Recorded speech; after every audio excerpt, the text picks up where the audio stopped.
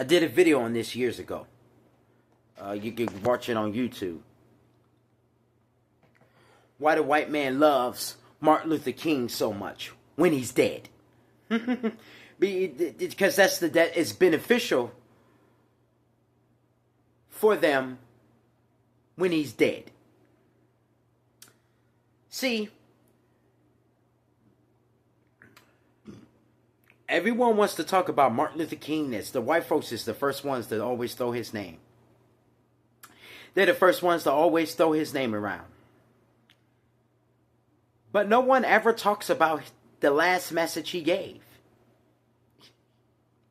Because the last message he gave completely voided everything he's ever said. When he said, I sent my people into a burning house. That's all you need to hear. That's all that is needed. Because that right there told you that he was a liar. So let's go to the scripture where the Lord say these words. See, the Most High calls all of this out. And when you know scripture, you know the words by our heart. You know exactly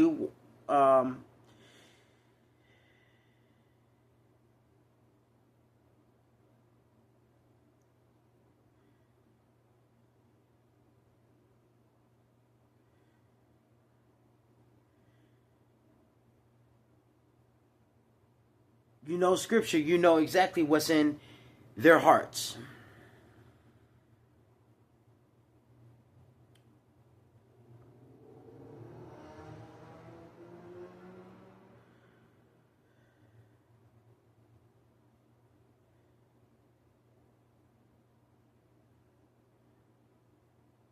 I gotta find it because I know it's in the back of my head. I just can't remember exactly where is that. There we go.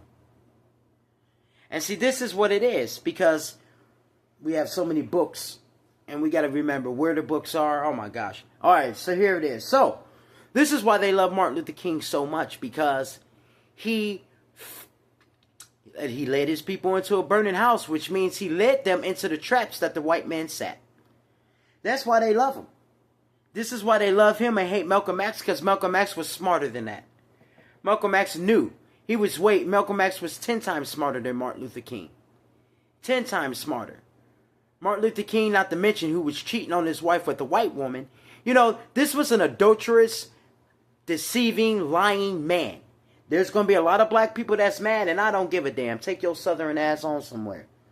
Southern ass Negroes. And this is the problem, because it's mostly in the South. The prophet had a dream. Let him tell a dream. He that hath my word, let him speak my word faithfully. What is the chaff to the wheat, saith the Lord? Therefore, behold, I am against them that prophesy false dreams, saith the Lord, and do tell them, and cause my people to err by their lies, by their lightness. Yet I sent them not, nor commanded them. Therefore, that shall not profit this people at all, thus saith the Lord. This is Jeremiah 23:32. So let me go through that again. You see why this has not worked? You see why it's not worked? Because, behold, I am against them that prophesy false dreams, saith the Lord, and do tell them, and do cause my people to err by their lies and their lightness. Yet I, the Lord, have sent them not, nor have I commanded them. Therefore, they shall not profit this people at all, saith the Lord. That's why here we are, still right here. You see? And still to this day, they're carrying that Martin Luther King delusion around. The white folks, they watered down his entire legacy. And they talk about, well, Martin Luther King had a dream. Yeah, his dream was a delusion. Because if his dream didn't involve you being wiped off the earth, it was a delusion. Period. A delusion. His dream did not involve you being wiped off the earth. His dream did not involve you paying for your crimes. His dream did not involve you getting off this stolen land. His dream did not involve any of that. That's why you love this dream so damn much. Because it's the delusion you live in. And it's the delusion that most of these dumbass niggas still live in to this day.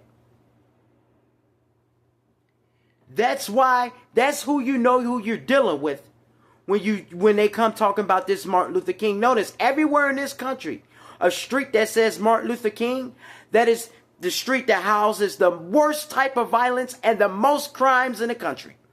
You know why that is? I'm going to tell you why that is. Because he was cursed. This is what happens when you're a Christian prophet, a Christian priest, a Christian pastor, and you teach lies and vanity.